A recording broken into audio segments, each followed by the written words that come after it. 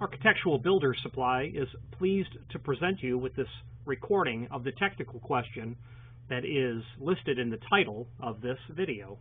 This call may be monitored and recorded for quality assurance. I collect best locks, and I just got a hold of a Blue Punch that's for the A2, 3, and 4 systems.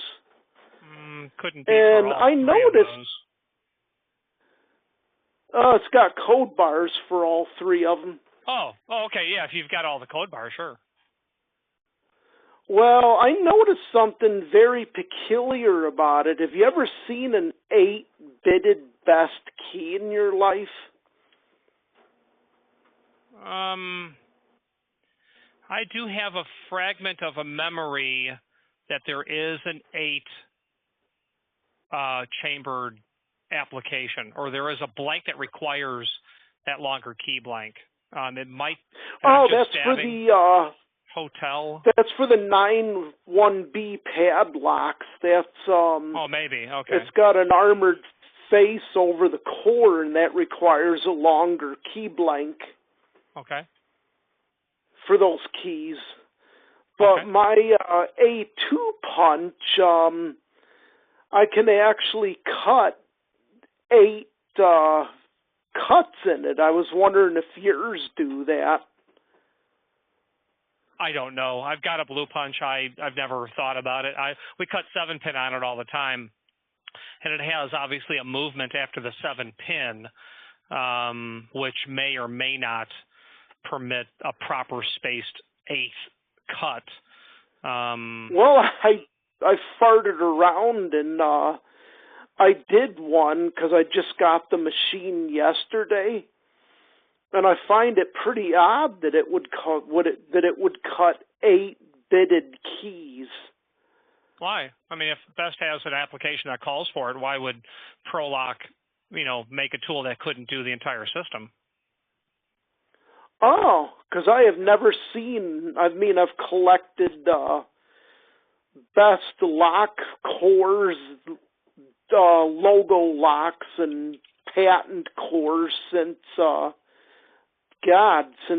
was a young man, and I've never seen an 8-pin core. That would be a very interesting item to have, but I can tell you it wouldn't fit in any padlock except the 6B, because the 6-1B, the tit thing comes out, and you would never get an 8-pin core in there, but the 6B, you could knock the 2-pin spacer out, put a single pin in. I guess you could put an 8-pin core in that, but I've never heard of seeing any such thing. Yeah, maybe because it doesn't exist, it would be a possibility, and you might need a longer blank to activate, some. Oh, you would. Yeah, they make longer key blanks, but those are for those armored face locks. They quit making the padlocks like the 9-1B. Those are big half-inch shackle padlocks, and they are monsters. And they have an armored face over the core, and the core has a groove in the side of it that you slide the armor over, and then you take the control key, stick it in there, and shove the whole mechanism back in the core. And I forgot what the name of the core is, but it's your standard best core would never work in that application. Yeah, they definitely have specialty cores for different applications. But I don't know. Do you have one of those key cutters around at all? A Blue Punch for small format? Yeah, you could look really quick. No. I wouldn't. I'm working right now. If you want to send me an email, I'll promise a response. But or you could just call Pro Lok. I can't leave my desk to go pull the punch off the shelf, and that's at the other end of the warehouse. Yeah, I looked at the punch very carefully, and there's actually 8 holes, because when you go to punch, it presses a detent so the carriage can advance to the next phase. But there's, after 7, it advances again. It's what? Do you just collect, or are you a locksmith, or both? No, I'm a collector. I'm strictly a collector, and I would never cut any keys for anybody that are outside the hobby with known obsolete locks. I would never do that. Okay. Well, yeah, I'm not the key cutting moral or ethical police, but I was just curious as to what the reason you were diving into this. A good question. I have at some point in the future, I would certainly take a look at my Blue Punch for you. You probably just want to call Pro Lok, and they're going to know. Yeah, I emailed them because I don't know if that was intended or if they put the wrong carriage in there. But I know that when I cut keys, I got to be careful not to, like on a 5-pin, for instance, not to cut any more than 5. Because, these locks are very, very old. Some of them are new, and I've got a full best pin kit that I can actually sit here and build cores. I'm very slow at it.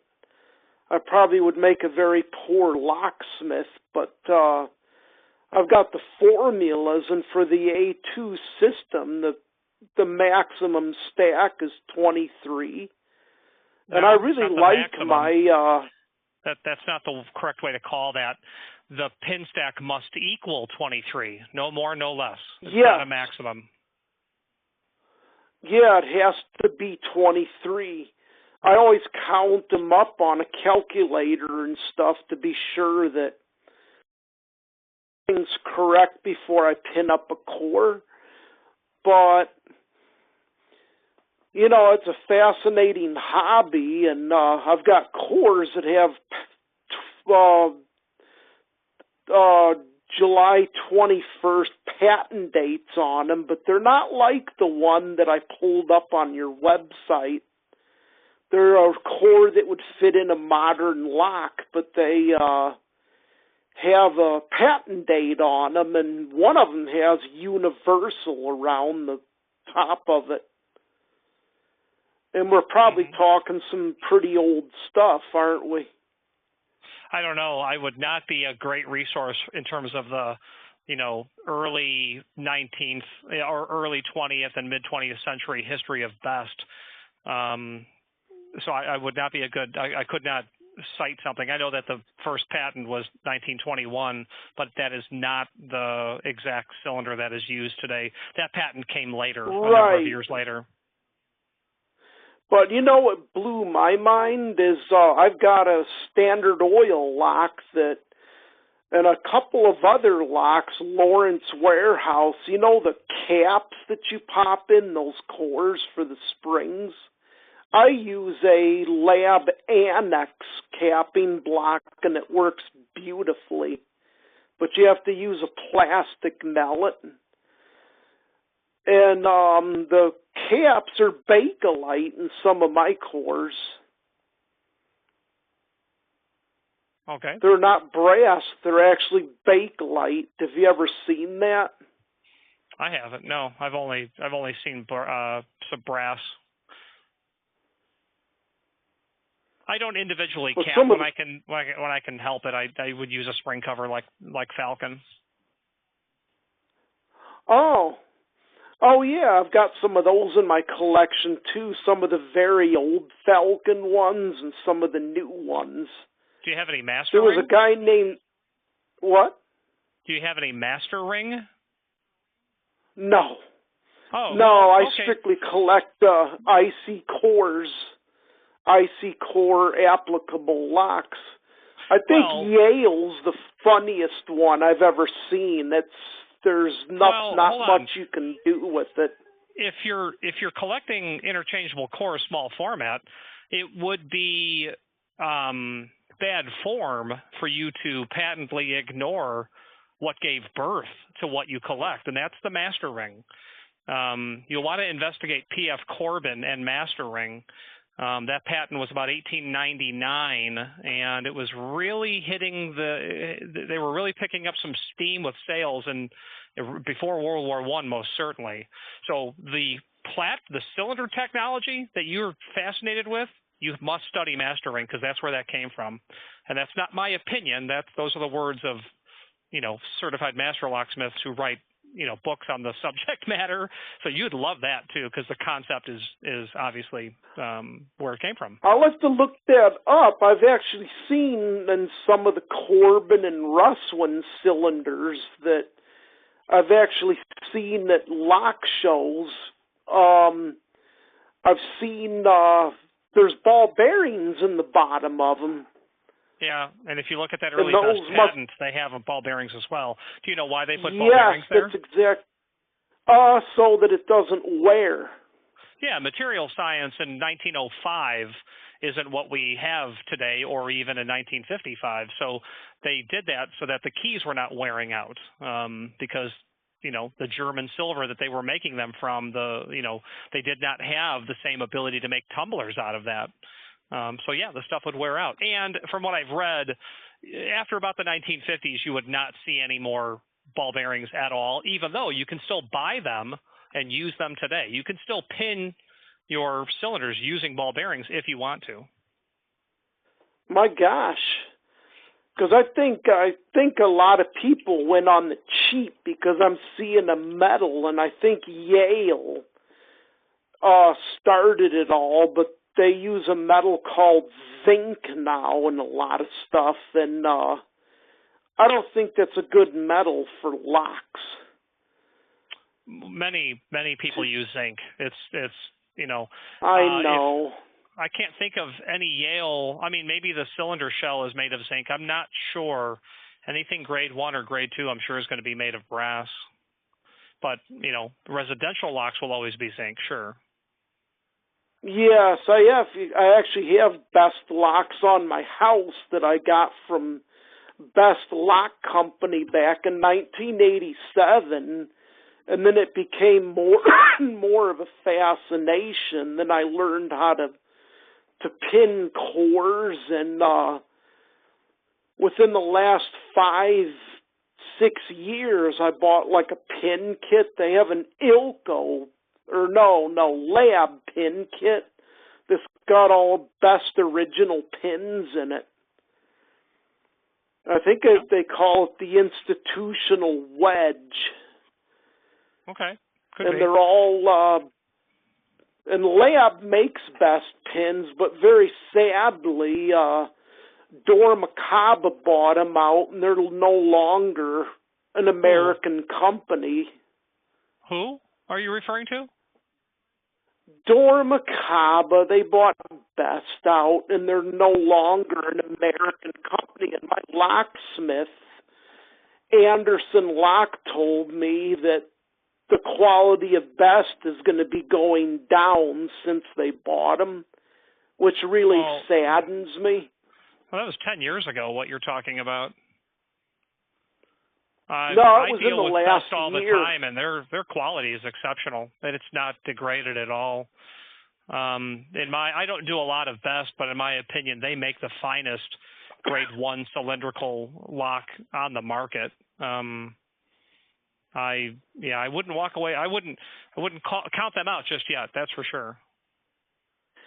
I just hope they don't get ruined, because it was in 2018 the sale was made. I looked up on the internet, and when I would contact them, I would contact Stanley Security.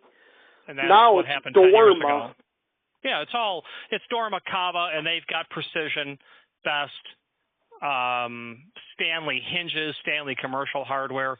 They're rearranging the marketing of it.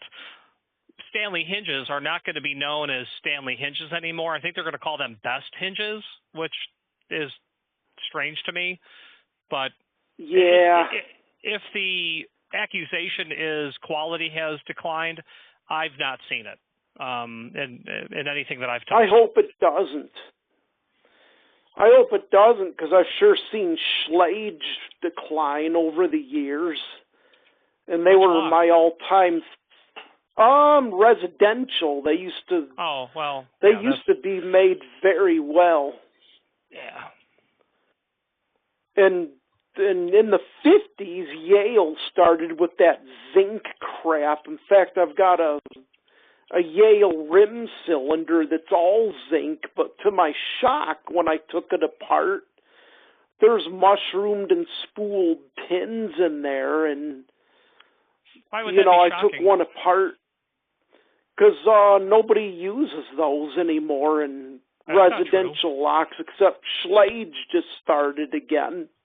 No, that's not true at all. I just recently took apart I think it was a master padlock. You've got to have mushroom or spool pins to account for the fact that you have such poor machining tolerances on a poor base material like zinc. So it's done by intent. It's not, a bolt cutter. I like American for padlocks. I've got their pin kit and everything, and I prefer to redo it and use the spool drivers, serrated spool across the whole 6-pin cylinder. That's a very bad idea. I think American is a great lock, but Master is not that good a quality, and Bosnian Bill on YouTube, they threatened to sue him. You can't use spool pins in all chambers. You have to have at least one non-spool. Right. Okay. Oh, yeah, it'll rock around. Yeah, so don't put spool in all 6. No, I do spool, serrated, spool, serrated, spool, serrated. Okay. But time I was just... Why don't you invest all this very good energy into really cool cylinders like Medico, like ASA, like Abloy, and Emhart by Corbin Russwin. Cool, high security stuff. I mean, if you really want to wrap your head around stuff that's worthy of continuing study, it would be Medico, and it would be Yale's their security cylinder, and it would be Pyramid by Corbin Russwin and Sargent's signature. Leave the easy stuff behind. Didn't the patent die on that? Well, a lot of patents have expired of what I've talked about, but Medico's M3 expires next year, and I can't wait to see what they put out. But patents. Yeah, they've been having some trouble with them. Medico, sadly, they've been having trouble. Now, Medico, I really looked up to, because, you look at one of their cores, and I'm talking large format, those things are built really good, and they got the anti-drill in them. They're hardcore cores. Because they're UL 437. Yes, and I like that design, but I just pray that after 2021 they put something out that can't be done with the credit card and a paper clip.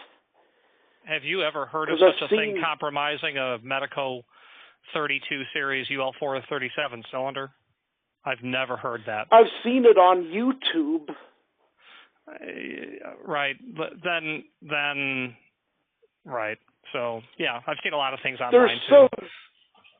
I'm not interested in joining it, but there's lock sport, they call it, and these people go to the companies and say, we found a back door to your lock, and then they have to improve it. And somebody told me at my locksmith that Medical's going to come out with a ball bearing in its key so that you can't print one on a printer. That's what we call an active element. That's the proper term to use, active element. I notice Multi-Lock has them, but Multi-Lock, you can't do removable core that's UL listed. But that's Medical, going to be true for most people. Yep. I always I think IC core is the best thing you can do, and I tell you that best. I've got drawer locks, sliding glass case locks. I make any lock you can imagine that will take that core. It just blows my mind, and that guy was a genius, Frank was. Well, you should definitely look into mastering because it's my opinion that his inspiration came from, he was obviously a genius, but his inspiration on the small format came from elsewhere, as did Linus Yale Jr.'s, but you'll probably want to investigate mastering. Now, Yale's, to these days, I don't think they're very good. They use brass pins in them, not nickel silver. And I don't see them built to that good a quality, but when I go to Falcon regular locks, oh my God, what a joke. They have a flat shear line in them. I just took one apart, and I'm like, you got to be kidding me. You made the shear line flat? That'll make it easier for somebody to rake it open. Yeah, and they're every sloppy. cylinder has its downside. But I don't understand who was on what quaalude when they made Yale's interchangeable core. What else do you know about that the Yale thing interchangeable is so core? Big. You what? What else do you know about that? I know I've got the 7. If I told you that they were the first to manufacture it in 1954, would you say, "Wow, I didn't know that"? I didn't know that. Yeah, that's true. They had that no same one had core? it before Yale. Yep, no one had it before Yale, and I don't believe it's changed much at all. Yeah, what don't you like about it? There's not a whole you can't put it in a whole bunch of locks. You put it like into file Yale lock. cabinet. Yeah, Yale's not but out they there don't trying have to be. Yeah, they're not trying to, they're only putting cores into the products that they make, and if you want to see the importance of Yale and their platform, think about all the other companies who don't really make locks that will make you a Yale core. How about Medico? They will make you removable cores for Yale locks. How about ASA? Oh, How yeah. about Alloy? So, yeah, Yale, everyone's got their opinion, but, there's always more to the picture. It's fascinating, but I know Best is probably the first one that ever invented a removable core. Well, in small format, yes, but we call that interchangeable core. That would be yes. small format, yes. But when it comes to the large format removable core people, Yale was first. Interesting. I know Schlage made them. I've never got to see one, but they made them. Schlage didn't bring theirs out till 1984, so they're youngins on the block. No, they had one. They had one before that. I was told that. Well, they had the G-Lock, is what you're referring to. It was like a mortise cylinder, and the face of it pulled off, and the core was only for the mortise lock. Yeah. It was kind of like your Titan locks. Not really. Kind of similar. Well, not really. I mean, the Titan lock comes apart that way, but it's not removable. But you're referring to the G-Lock by Schlage. That lock goes back, and they discontinued it in about 1981 or so. Yeah, it just amazes me. I think removable cores everybody should have them, because you could pop out the core and change a lock really quick without any skills. I don't believe in this quick set stuff, though. I mean, I've seen quick set used commercially, but come on, it's all zinc. It's really cheap. Yeah, well, there's different budgets, that's for sure. Made of brass. Stuff that's made to last. Well, yeah, I'm not sure that brass would be, the only thing to consider. When it comes to made to last, brass is a very soft base material. I do have a very weird best core. It has the plug in it is made of nickel silver. It's a riveted. That was a super heavy duty core, from what I understood. It's long obsoleted. Yeah, I've only been working in the industry for 30 years, so I'm definitely not super in tune with a lot of stuff that you're referring to, because I just, I never saw it. No, I've been in the electrical industry for over 40 years. I'm a licensed electrician. I'm now on disability, but I really got a bang out of doing electrical wiring and stuff, and have seen stuff that would give you nightmares that could get somebody killed. Because only milliamps at 120 volts will kill you. That's why I have to. Yeah, you have to calculate the push. Right, push which is important. The volt. Right. The push would be the volts. That's right. Now, voltages as low as 42 volts, direct current has been known to kill people. And from what I understand, direct current's far more dangerous. So I am going to get back to work, and I hope that you continue on with your fascination of cylinders. It's a worthy topic to invest time into.